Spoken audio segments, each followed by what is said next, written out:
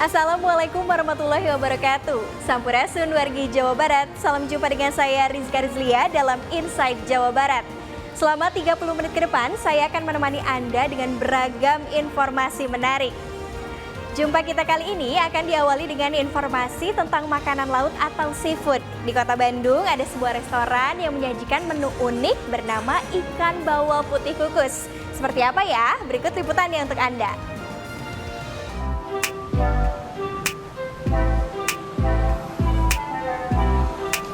Seafood atau makanan laut menjadi salah satu menu pilihan yang sangat digemari di salah satu restoran di Mekarwangi, Kota Bandung.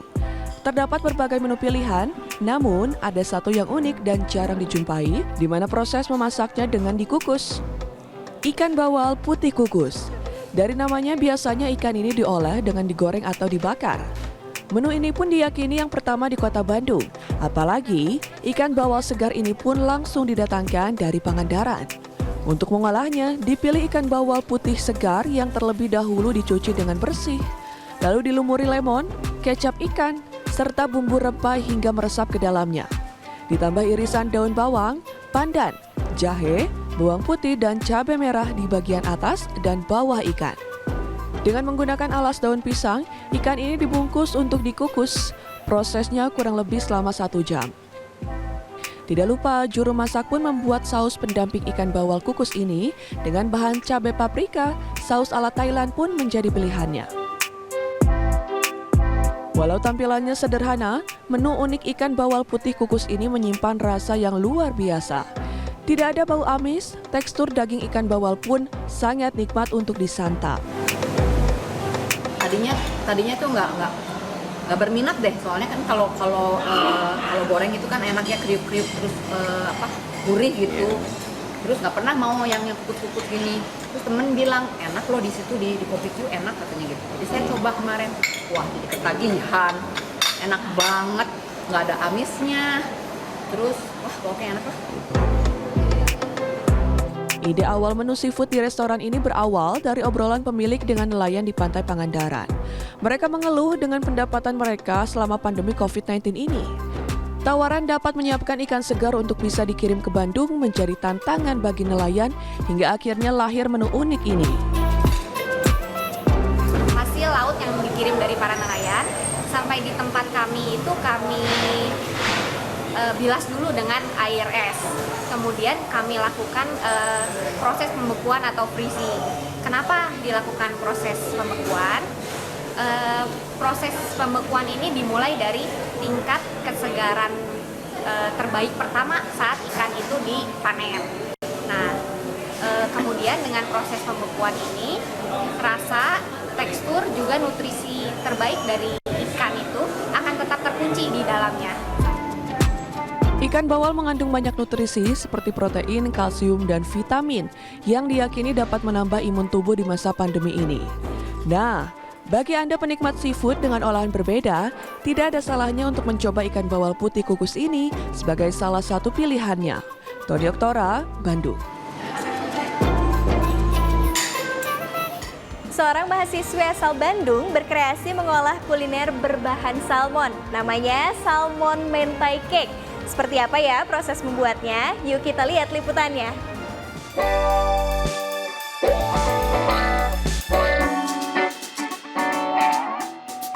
Pada umumnya, cake atau kue ulang tahun biasanya berbahan dasar adonan terigu dan identik dengan rasa serta topping yang manis. Namun di tangan Lisa, cake ini dikreasikan dengan bahan nasi dan salmon berasa asin. Emang dari dulu memang suka mentai, suka banget.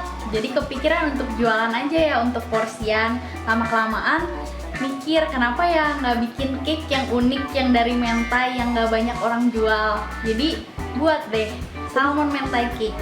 Responnya bagus sih, pada bilang enak, toppingnya banyak, ya worth it lah.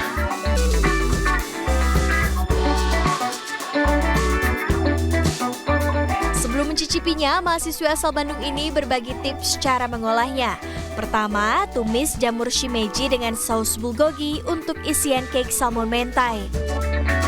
Sambil menunggu matang, marinasi salmon dengan bumbu rahasia untuk menghilangkan bau amis dan menambah cita rasa.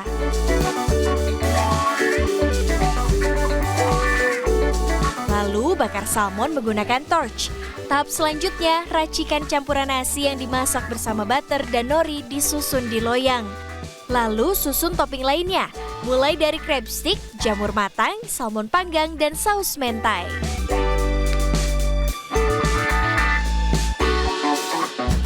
Terakhir, hias cake salmon mentai dengan taburan bubuk nori, telur ikan, serta salmon berbentuk bunga.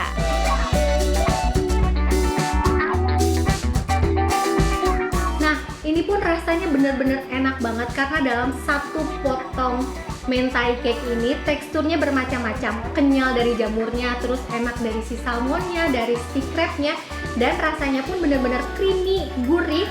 Selain itu, dalam satu menu ini banyak sekali manfaatnya. Salah satunya adalah salmon yang memiliki omega 3 dan jamurnya pun ini banyak sekali manfaatnya. Salah satunya bagus buat Anda yang sedang diet. Dijual secara online karena keunikannya, cake salmon mentai menarik perhatian para pemburu kuliner. Berniat mengisi waktu luang di rumah di masa pandemi COVID-19, inovasi kuliner ini justru menghasilkan omset puluhan juta rupiah. Untuk inovasi aja, kan kita biasanya bosen ya pakai cake yang ada banyak krim-krimnya gitu. Jadi kita lihat-lihat ada yang baru. Oh ya udah kita cobain. Ternyata suami saya suka, anak-anak suka gitu. Nah awalnya kan saya nggak tahu tuh mentai cake apa. Ya pikir-pikir kayak kue biasa. Ternyata bentuknya unik ya. Terus gara-gara unik terus gak pernah coba, ya udah deh cobain beli sekali mah gitu. Ya dan ternyata enak juga sih. Satu porsi cake salmon mentai dibanderol Rp290.000. Dian Permatasari, Bandung.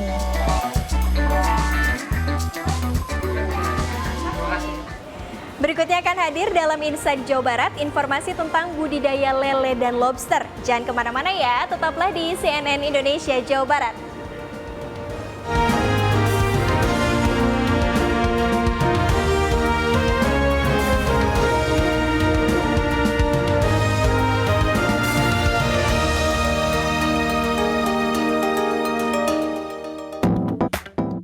Ikuti perkembangan dunia teknologi terbaru bersama CNN Indonesia.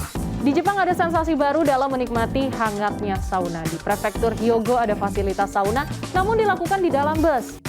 Kami hadirkan deretan informasi teknologi terkini. Jangan lewatkan CNN Indonesia Tech News. Sabtu dan Minggu jam 10:30 pagi di CNN Indonesia.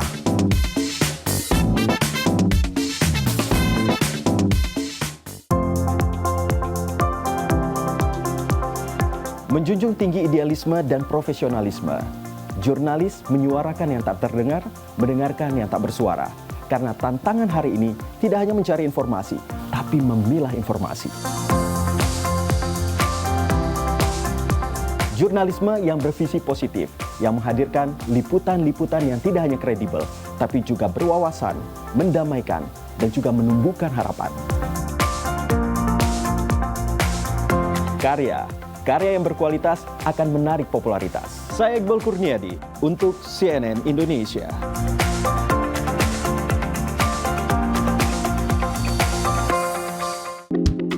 Selamat datang, adaptasi kebiasaan baru. Di masa pandemi, kita harus semakin menjaga diri. Salah satunya dengan menggunakan masker setiap hari. Astaga, pakai maskernya salah. Pakai masker harus menutupi mulai dari batang hidung. Aduh, ini juga salah. Pastikan masker menutup hingga bagian bawah dagu. Jangan gunakan masker yang longgar ya. Kencangkan masker hingga pas di wajah. Ya ampun, ini apa lagi? Gunakan masker sesuai fungsinya ya. Nah, ini baru benar. Penggunaan masker yang tepat akan melindungi kita dari paparan virus berbahaya. Jangan lupa ganti masker kain Anda setiap 4 jam. Gunakan masker dengan benar untuk cegah penyebaran.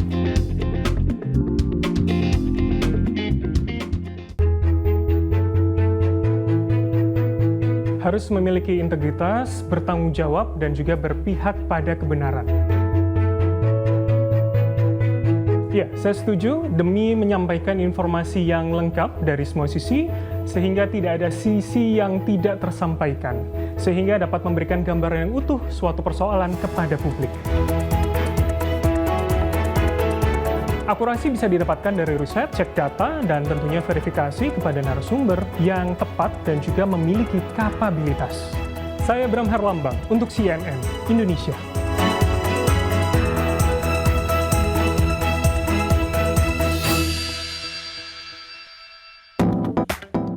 Ikuti perkembangan dunia teknologi terbaru bersama CNN Indonesia. Di Jepang ada sensasi baru dalam menikmati hangatnya sauna. Di prefektur Hyogo ada fasilitas sauna, namun dilakukan di dalam bus. Kami hadirkan deretan informasi teknologi terkini. Jangan lewatkan CNN Indonesia Tech News. Sabtu dan Minggu jam 10:30 pagi di CNN Indonesia.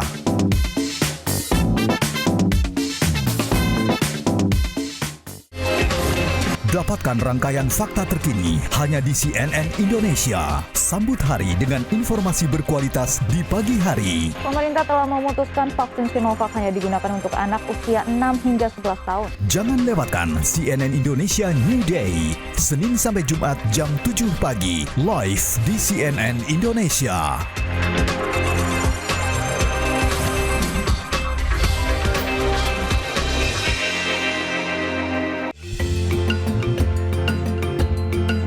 Keelokan alam dan warisan budaya Bumi Pertiwi menjadi pesona yang harus dilestarikan.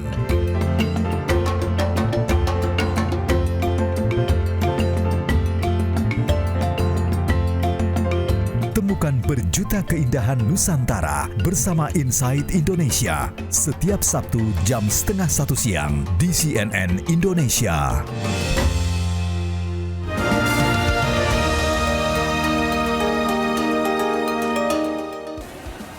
Terima kasih wargi Jawa Barat masih bersama kami dalam Inside Jawa Barat.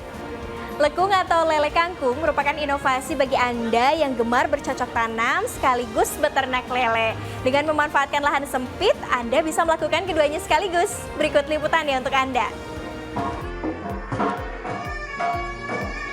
Bagi Anda yang gemar bercocok tanam dan juga beternak ikan namun tidak memiliki lahan yang luas, jangan berputus asa dulu. Karena saat ini kita bisa melakukan hal tersebut dengan memanfaatkan lahan seadanya. Seperti yang dilakukan oleh komunitas Moja yang tergabung dalam Padepokan Domas Geger Hanjuang di kawasan Cigugur Girang, Kabupaten Bandung Barat. Mereka sukses membudidayakan lekung atau lele kangkung. Perpaduan budidaya lele dan kangkung ternyata terbilang cukup sederhana, yakni hanya memanfaatkan sebuah ember yang berisi air untuk kemudian dimasukkan bibit lele, kemudian penutup ember dilubangi seukuran gelas dan ditanami bibit kangkung. Tak disangka hasilnya cukup memuaskan. Lele tersebut bisa tumbuh dengan cepat dan tanaman kangkung pun tumbuh dengan subur. Menarik ya?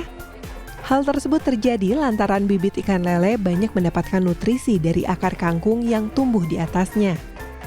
Menurut Riani Sudarmo yang merupakan pembina Padepokan Domas Geger Hanjuang, dirinya mengungkapkan jika budidaya lekung merupakan kreasi yang lahir akibat pandemi COVID-19 dalam upaya memulihkan kondisi ekonomi warga. Sejauh ini, pelatihan lekung sendiri telah dilakukan kepada warga di sekitar Cigugur Girang. Niatnya waktu itu untuk ketahanan pangan pada saat COVID. Alhamdulillah hasilnya seperti yang diharapkan. Walaupun ada sedikit gagal-gagal, tapi mereka terus semangat untuk tetap kalau yang gagal diulang kembali gitu. Sampai sekarang alhamdulillah semua berjalan baik. Budidaya lekung yang dikembangkan oleh komunitas Moja ini mendapat perhatian dari Wakil Bupati Kabupaten Bandung Barat, Hengki Kurniawan, dan langsung mengunjungi lokasi budidaya lekung. Kita menanam memanfaatkan kebun di sekitar rumah kita. Kalau misalnya kebun kecil kita bisa pakai ini Bu, media polybag atau hidroponik gitu ya. Itu kita kampanyekan. Nah, ternyata di sini juga Bu Riani memberikan pelatihan, malah bantuan ember dan lain sebagainya. Nah, ini menarik juga. Jadi kita semangat lagi untuk cari CSR. Paling enggak kita beli embernya untuk kita bagi-bagi ke masyarakat gitu. Saat ini tercatat ada sekitar 250 orang dari kelompok masyarakat Cigugur Girang yang sudah mengikuti budidaya lekung. Tresna Pamungkas, Kabupaten Bandung Barat. Seorang warga Ngamprah, Kabupaten Bandung Barat berhasil membudidayakan lobster yang berasal dari Danau Saguling. Lobster yang dibudidayakan ini sebelumnya adalah lobster liar yang sulit untuk dibudidayakan.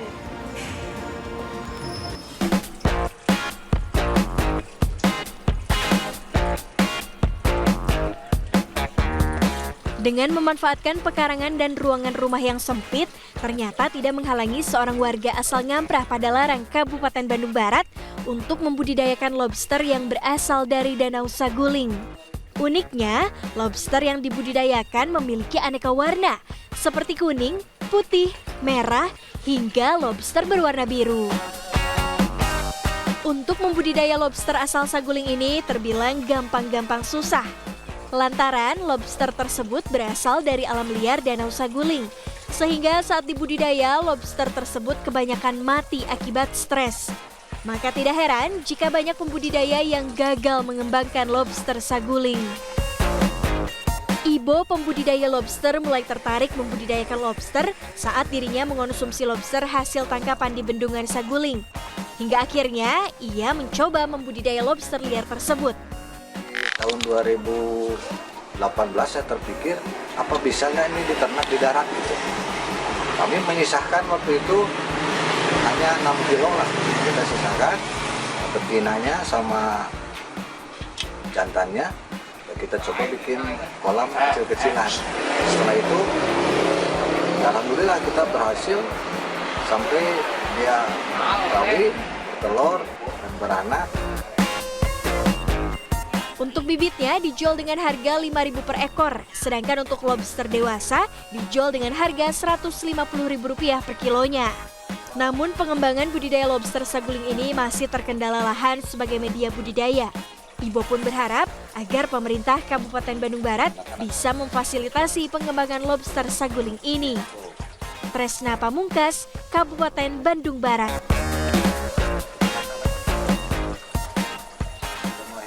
Bagi Anda pecinta goes, informasi berikutnya cocok untuk disimak.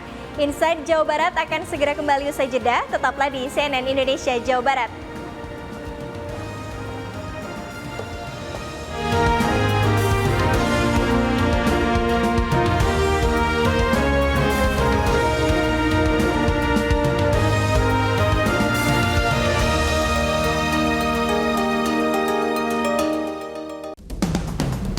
Ikuti perbincangan menarik bersama narasumber pilihan hanya di CNN Indonesia. Mereka hadir untuk membahas topik menarik dari berbagai perspektif. Karena mereka itu lain dari yang lain, hampir semuanya itu dibully. Pembulian itu tinggi terhadap anak-anak ini. Temukan fakta mendalam hanya di Insight with Desi Anwar, Sabtu dan Minggu jam 6:30 malam di CNN Indonesia.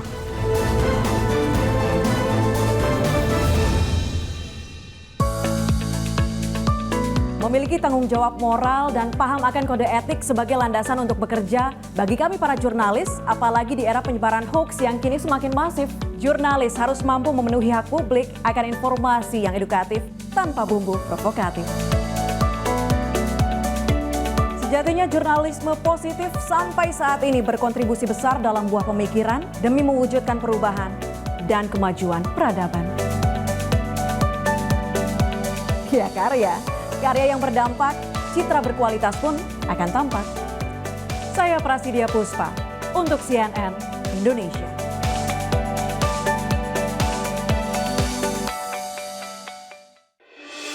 Simak ragam kisah inspiratif hanya di CNN Indonesia. Kehadirannya memberi kebaikan untuk sekitar. Merekalah sosok pahlawan, pemberi solusi bagi kehidupan. Setelah kondisinya relatif stabil, memutuskan untuk berbuat sesuatu bagi orang lain. Jadi apapun yang bisa saya lakukan hari ini, saya lakukan hari ini. Saksikan CNN Indonesia Heroes setiap Minggu jam 12:30 siang di CNN Indonesia. Virus COVID-19 semakin mengancam. Saatnya kita lawan dengan 6M. Memakai masker setiap saat. Menjaga jarak minimal 2 meter. Mencuci tangan hingga bersih. Membatasi mobilitas. Menjauhi kerumunan. Dan menghindari makan bersama di luar. Disiplin 6M, jurus jitu jauhkan virus. Ikuti perbincangan menarik bersama narasumber pilihan hanya di CNN Indonesia. Mereka hadir untuk membahas topik menarik dari berbagai perspektif. Karena mereka itu lain dari yang lain, hampir semuanya itu dibully. Bulian itu tinggi terhadap anak-anak ini. Temukan fakta mendalam hanya di Insight with Desi Anwar, Sabtu dan Minggu jam 6:30 malam di CNN Indonesia.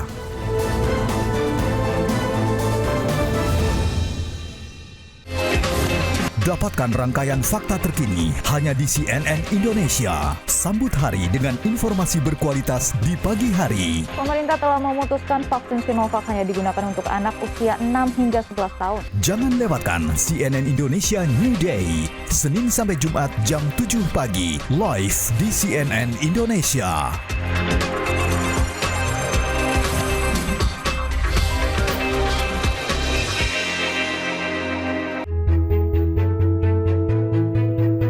Keberanian seorang jurnalis mengungkapkan fakta dan data akan memberikan wawasan kepada masyarakat.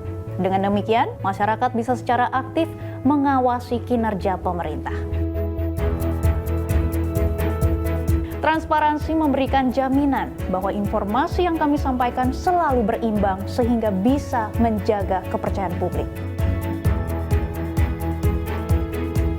Riset hingga verifikasi data merupakan cara kami untuk memberikan berita yang akuntabel dan layak dipercaya.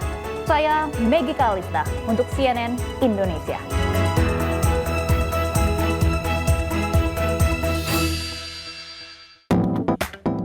Ikuti perkembangan dunia teknologi terbaru bersama CNN Indonesia. Di Jepang ada sensasi baru dalam menikmati hangatnya sauna. Di Prefektur Hyogo ada fasilitas sauna, namun dilakukan di dalam bus. Kami hadirkan deretan informasi teknologi terkini. Jangan lewatkan CNN Indonesia Tech News. Sabtu dan Minggu jam 10:30 pagi di CNN Indonesia.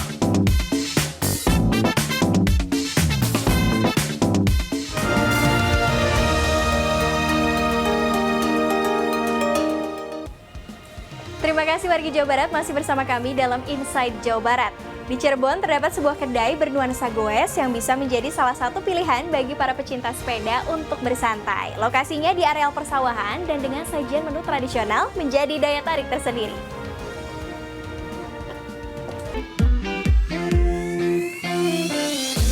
Goes alias bersepeda saat ini menjadi tren di berbagai lapisan masyarakat.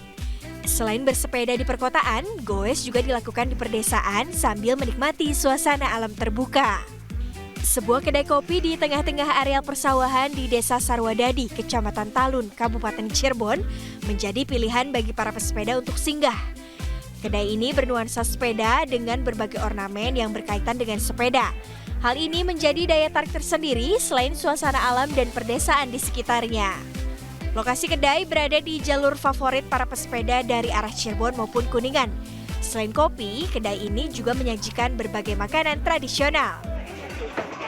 Ya, satu di sini memang konsepnya konsep pegoes lah. Pegoes. Ya, dari desainnya ini kan banyak sepeda-sepeda. Jadi ya, di samping itu ini kan tempat masih baru juga ini. Mewakili hobi juga ya. Iya. Jadi ya cocok lah.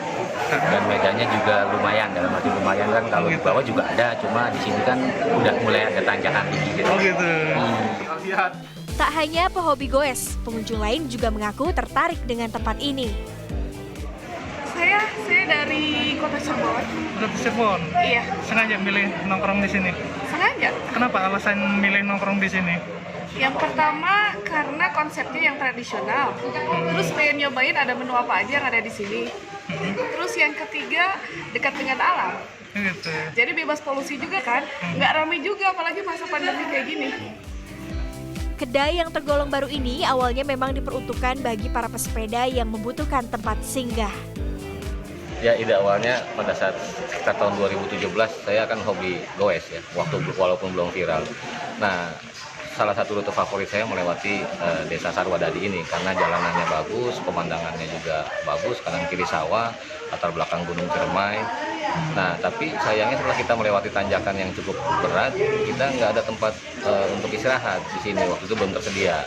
Akhirnya kita agak bingungan untuk cari tempat istirahat dan akhirnya terbesitlah ide untuk membuat pit stop ya atau tempat istirahatnya bagi para goeser.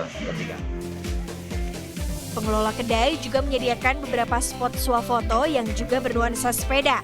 Bagi para pecinta sepeda, tak ada salahnya untuk menikmati tempat ini sembari makan bersantai. Jericho Mara, Kabupaten Cirebon. Menikmati panorama alam dapat dilakukan di Riung Gunung Pangalengan, Kabupaten Bandung. Kita dapat berjalan di atas jembatan kayu dan berfoto dengan latar pemandangan kebun teh.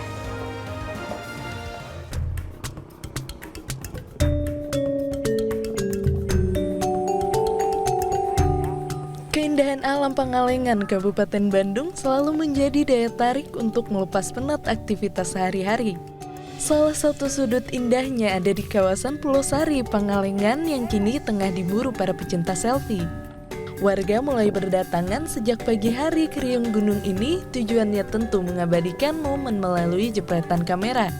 Hamparan luasnya kebun teh di sini menjadi latar pemandangan untuk berfoto. Uniknya, pengunjung bisa memilih angle 360 derajat kemanapun yang disukai, karena sekelilingnya tampak indah. Konsep dari nuansa Riung Gunung adalah pariwisata yang berbasiskan konservasi dan edukasi. Aktivitas untuk selama ini paling foto-foto, spot foto, dan camping ground. Ada juga hiking. Sementara ini kalau ada himbauan ke para pengunjung yang mau ke sini diwajibkan membawa surat vaksin bila udah. Adapun prokes ya tetap laksanakan, tetap ada hand sanitizer dan masker wajib. Selain mengabadikan foto dengan latar cantik, sebagian pengunjung di sini juga menikmatinya dengan cara lain, yaitu bercamping. Camping bisa dilakukan langsung di sebelah kebun teh dengan nuansa asri. Datang ke tempat sini untuk menyejukkan mata, lihat enak aja, lihat pemandangan yang indah, udaranya sejuk, lihat hamparan kebun teh yang begitu indahnya, alam Pangalengan, indahlah dipandang mata. Jadi betah kalau ke sini. Aktivitas di sini ya saya berlibur, camping, refreshing lah intinya ya, liburan di tengah-tengah kebun teh lah intinya ya, refreshing itu. Kalau buat akses alhamdulillah enak banget, lancar intinya. Semua dari jalan dari kita berangkat dari rumah juga nggak ada yang inilah lancar. Tiket masuk ke sini cukup ramah di kantong, hanya Rp10.000 saja. Namun jika ingin camping, tarifnya Rp25.000 per orang. Dian Permatasari, Kabupaten Bandung. Liputan barusan merupakan penutup jumpa kita kali ini. Jangan lupa ikuti akun media sosial kami @transmediajabar. Saya Rizka Rizlia pamit, sampai jumpa. Wassalamualaikum warahmatullahi wabarakatuh.